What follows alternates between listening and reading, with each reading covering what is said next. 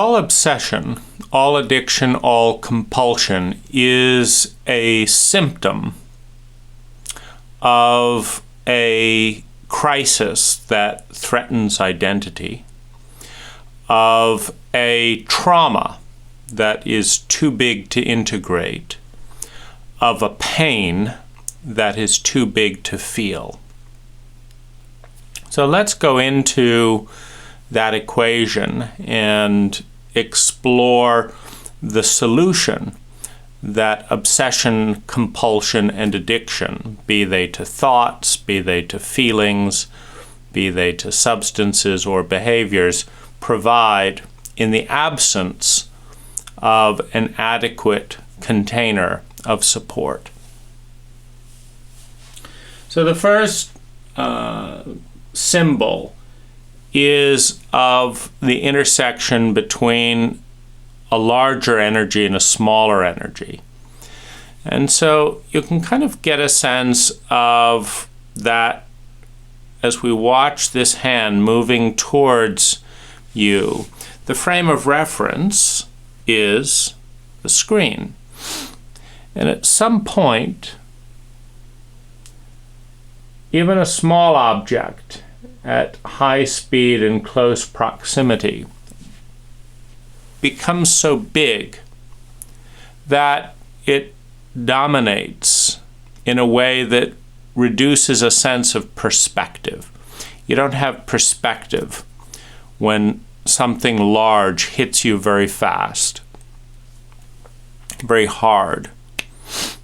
When something big intersects with your identity, there's a shattering, there's a loss of sense of time and space and perspective. So it becomes overwhelming. And when a large energy intersects with an identity, with a small energy, it creates a fissuring of the identity. And in that fissuring, there's a feeling of helplessness. And in the helplessness and overwhelm, there can also be a sense of worthlessness. Because one of the subtexts of an identity-shattering trauma is that for it to shatter an identity,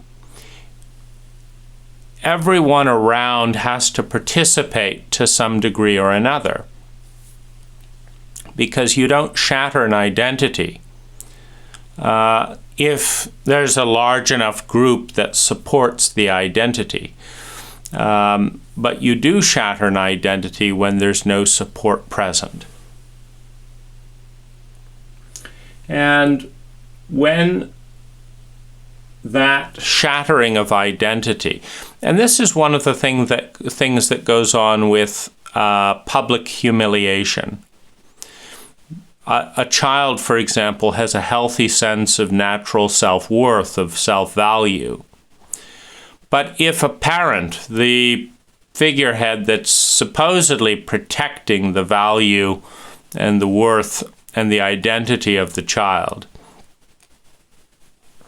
instead publicly humiliates the child, the message to everyone present is that my child is not valuable and I will not protect my child, which is a message of a free-for-all, because a child by definition cannot fully protect their own identity because they are dependent financially, socially, mentally, emotionally, logistically, and legally on their parent. And when that dependency is dishonored and betrayed, it often can shatter the identity of the child, because the child is attempting to present an identity that says, I'm a valuable person.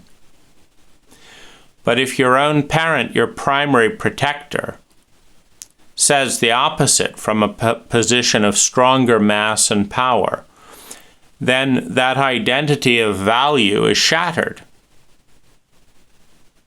in the perception of the individual, in the perception of the group. And if no one in the group steps forward to be the advocate of the child, there's a shattering of that identity, a message of worthlessness. And when that is cocooned in the forgotten memory of the group, that the impact of that this was a moment in which the felt experience of value shattered in a way that felt helpless because there was no support for that identity. When that's forgotten, there's a deepening sense of worthlessness because it's as if something very valuable within the psyche died. And there was no burial, there was no tomb, there was no honoring within the group of what occurred.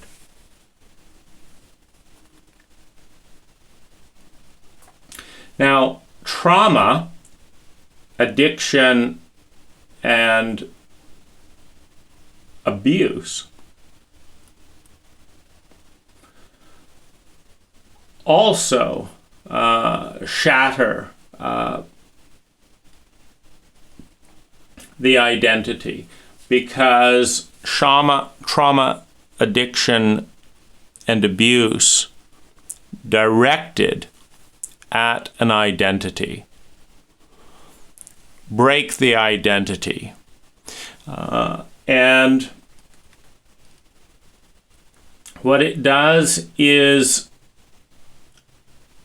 it forces us, you see, in a trauma-illiterate culture, these shattering moments occur, at least 10 times in a child's life.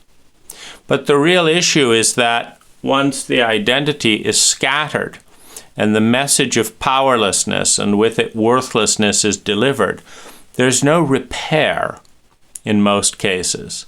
There's no integration. Life goes on as if it was a meaningless event, which is only feasible to comprehend. That one of the most important events in my life is meaningless. It's only feasible to comprehend if I'm worthless. And so the message of worthlessness is delivered. So when, as an adult, you have trauma and abuse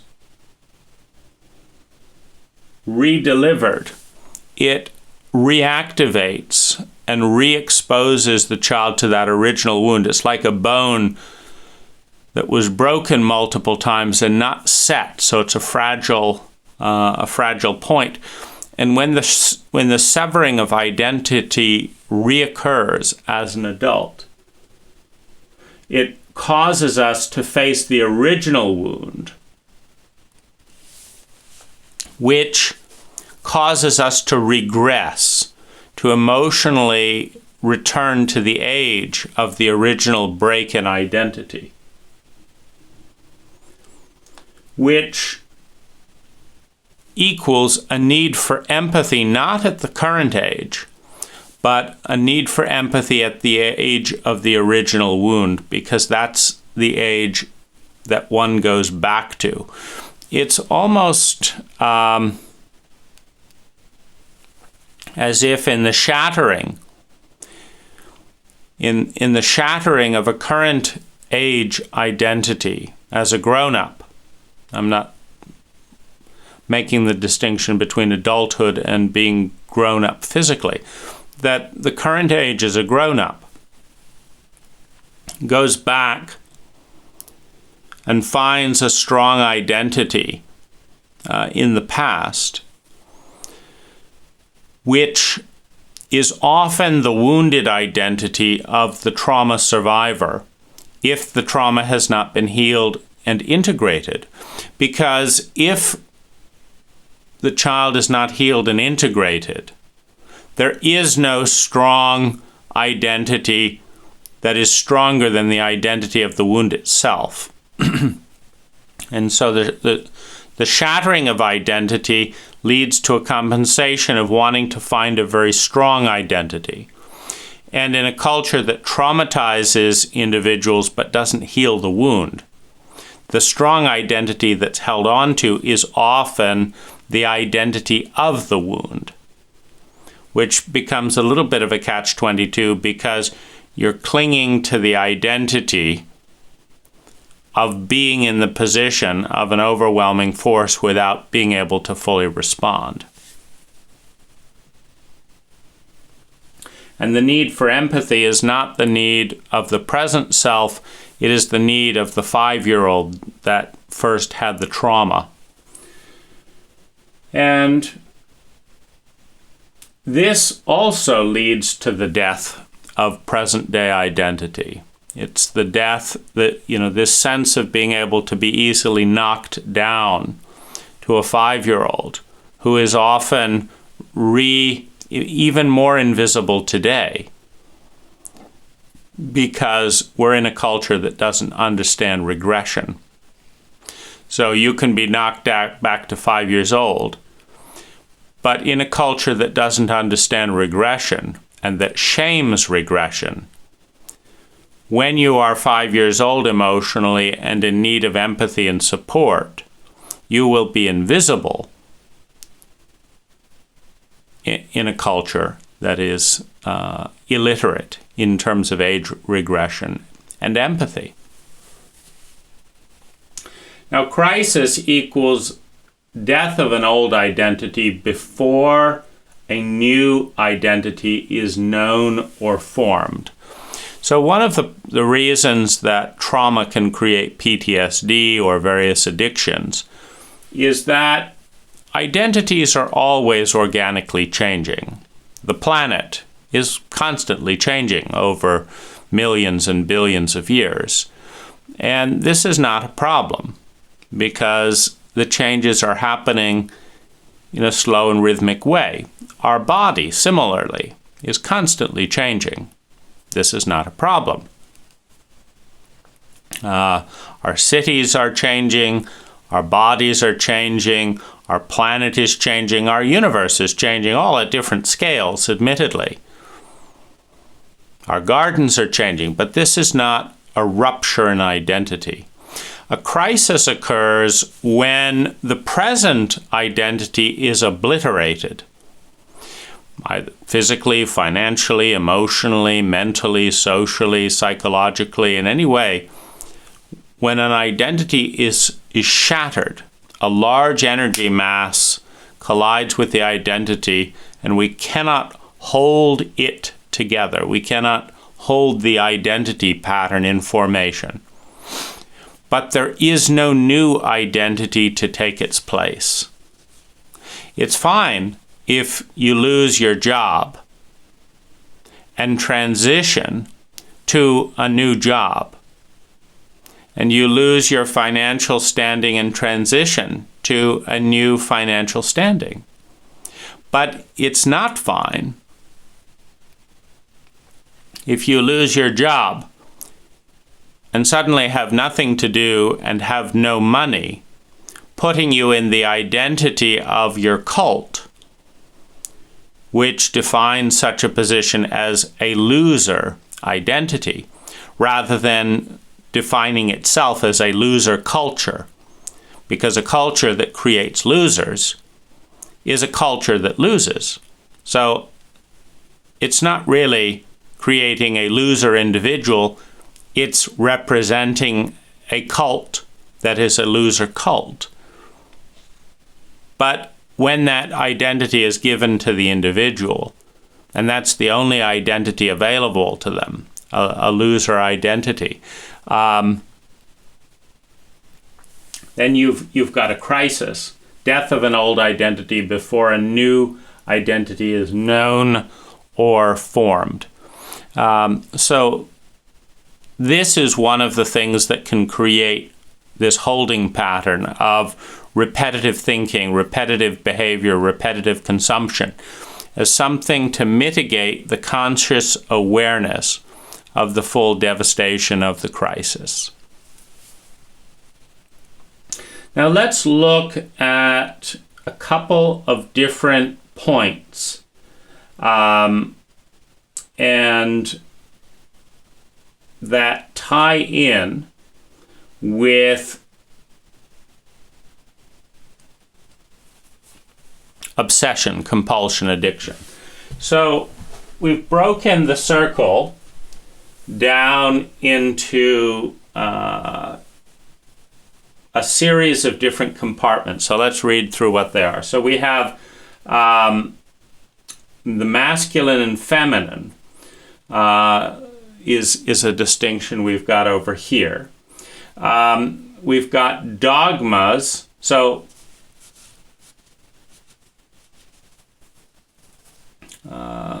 we have a series of directions between the chauvinistic masculine and the feminine. So the overemphasis of the masculine can move towards the feminine.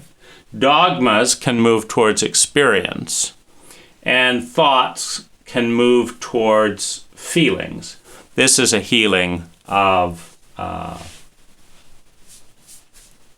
chauvinism in our culture, and it's part of releasing pain. If we understand that beneath all obsession, all addiction, is pain and the fear of pain, and that the loss of an identity, the traumatic loss of an identity, is an exposure to pain followed by fear of such high levels of pain. Now we have the inner ages, which the younger we become psychologically on the inside, the bigger the trauma, the bigger the object or energy feels like on the inside and on the outside. So if we remember an old trauma at 5 years old, biologically or emotionally, and we now identify with being 5 years old, then the trauma and energy that we're encountering will suddenly feel much bigger because we are feeling much smaller. And so this is this determines how big of an energy can bring up this feeling of being lost and overwhelmed. There's also a movement from the cult to the self. And what I mean by that is that every cult, every culture brainwashes the individuals in its culture to use certain paradigms. For example, our cult emphasizes capitalism, which is the process of turning $1 into $2. It encourages chauvinism, the process of elevating that which is masculine as states, as behaviors, as accomplishments, etc. It has elements of racism, the systemic treatment of Caucasian whites, getting preferential treatment as well, particularly wealthy Caucasian whites getting preferential treatments over other races. So you have an element of racism. And you have a cult of consumption and of an emphasis on articulation. And we have a cult of interest. You're supposed to be interesting as opposed to emotional and spontaneous and playful and dynamic. And so there's a cult which one can spot most easily by traveling to other cultures. For example, if an American travels to Thailand and compares the two cults, the two cultures, then there's a much clearer sense of what the cult of America is in distinction from what the cult of Thailand is. And so as we move from the cult, which has a mold, a template, back to ourself. There is a sense of healing. There's a sense of resilience. As we abandon ourself to fully adopt the cult brainwashing, there is a vulnerability to increased pain, which in turn leads to increased addiction. The movement from the healthy symmetry of masculine and feminine to a chauvinistic imbalance of the masculine also leads to pain, which can lead to addiction. And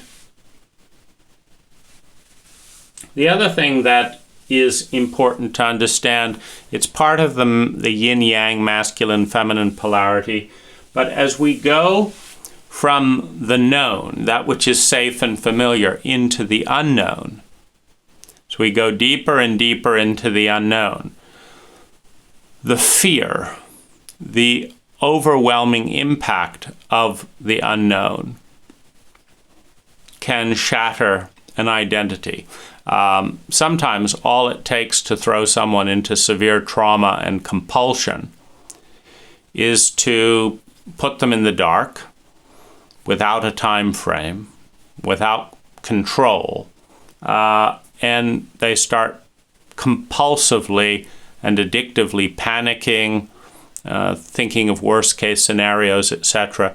And in a very short period of time, that overwhelms and floods the biology, and the system is in turmoil and trauma. So as one moves from the known to the unknown, there is an exposure to pain and to the fear of pain, particularly in the unknown, in cultures where there's been a history of trauma and then no repair of that trauma. Then what we have is a history of pain and a history of not repairing that pain, which leads to high levels of fear. So fear itself can become so big that it is the trauma, that it is the thing that shatters the identity of confidence and courage, etc. Similar to this, can be a movement from order to chaos. When an earthquake happens, when a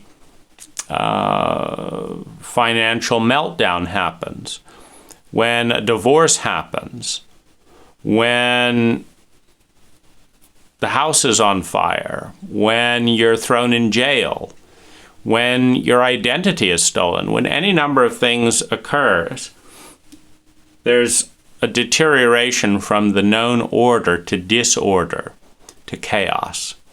And that takes us from the known into the unknown. The unknown is terrifying in a highly traumatic culture that doesn't resolve its traumas. It's mysterious, it's wonderful, it's beautiful. The beautiful unknown is in a culture that teaches high competency in regulation and traumatic repair.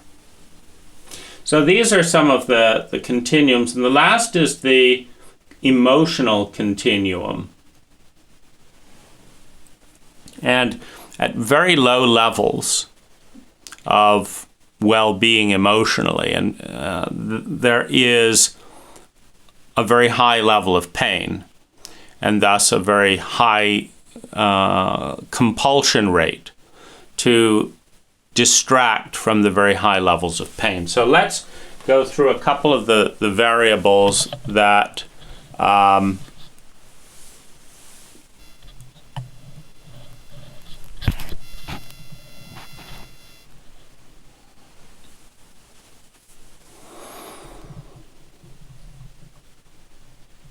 Let's go through a couple of variables around emotions and emotional states. So the first one is feeling empowered versus feeling helpless. So as one moves towards helplessness, pain increases and fear of pain increases. The next is boundlessness. As one moves, this has a boundary and a sense of context. But as it moves closer and closer and dominates the perspective, at some point it stops having a boundary and becomes everything. It becomes all-consuming, becomes an obsession. And in that sense, the more boundless something is, timeless, endless, no fixed structure, the more one is exposed to the terror, which itself can become an all-consuming trauma. We talked about the unknown, so boundless and unknown.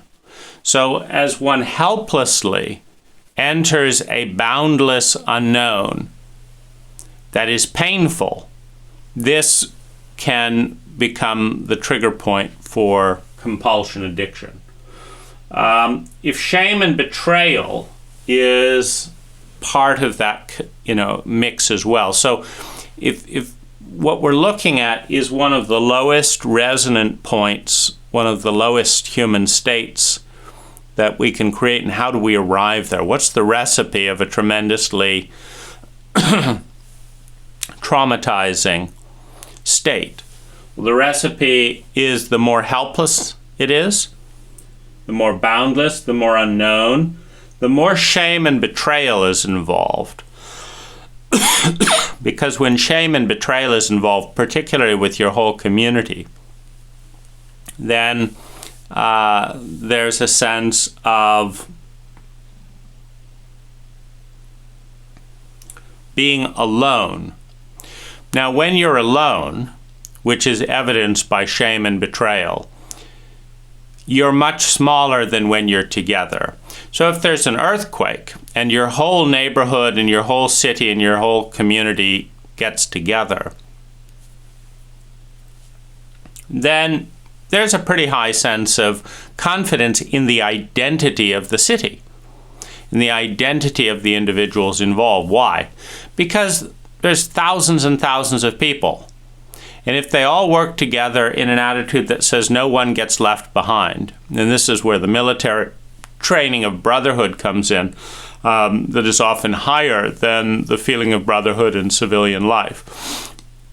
Even in a war zone, you can feel safer in a buddy system where no one gets left behind than you can feel in a neighborhood where nobody knows your name, where nobody will do anything to help you financially or otherwise.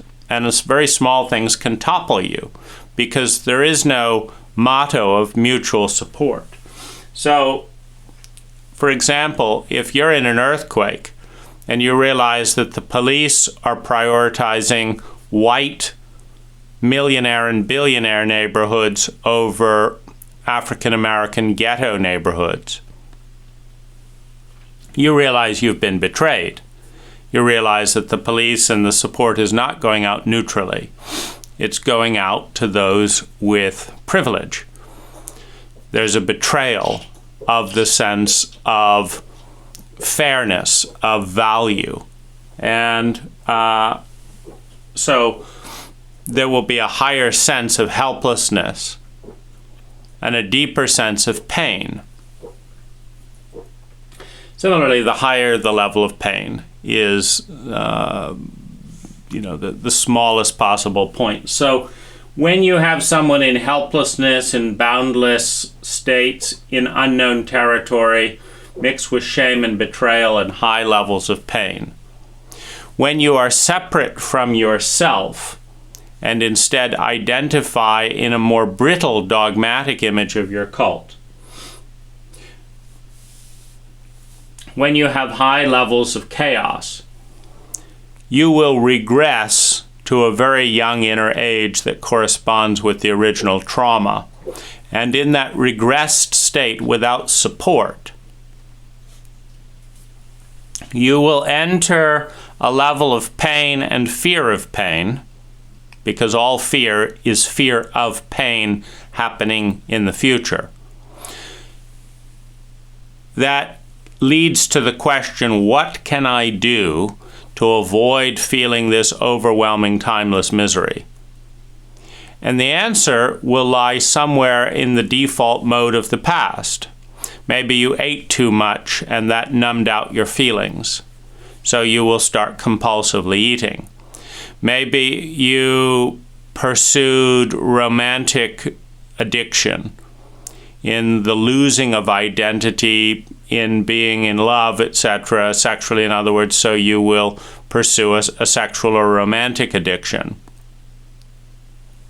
Maybe it's work, and suddenly you'll start working 70 hours a week compulsively to avoid the feelings in the identity that is in helpless, unknown betrayal, etc., and focus on an identity that is very empowering.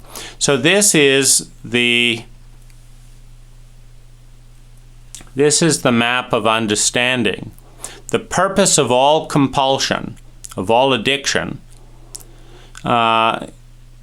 is, of all obsession, is to divert attention from a crisis, from an identity in meltdown, from an overwhelm, from a trauma, which there is inadequate support, inadequate competency, inadequate love to heal and respond to. And some of that can come when the change is just too fast. So the identity that one is moving towards hasn't been born yet. And facing that chaos, the unknown, the consciousness without the mask of an identity, some pattern of energy that can be coherently held in place, just goes crazy, wants to avoid the vulnerability, the nakedness of consciousness interacting with others, with reality, and not having a clear mask. I don't know who I am. I don't know what I feel. I don't know who I can become that has a stable identity. And I can't face the unknown. And I can't face the helplessness. And the chaos is too much. And the pain is too high. And the sense of shame and betrayal is too big to integrate. So I will avoid in a bottle. I will avoid in a body.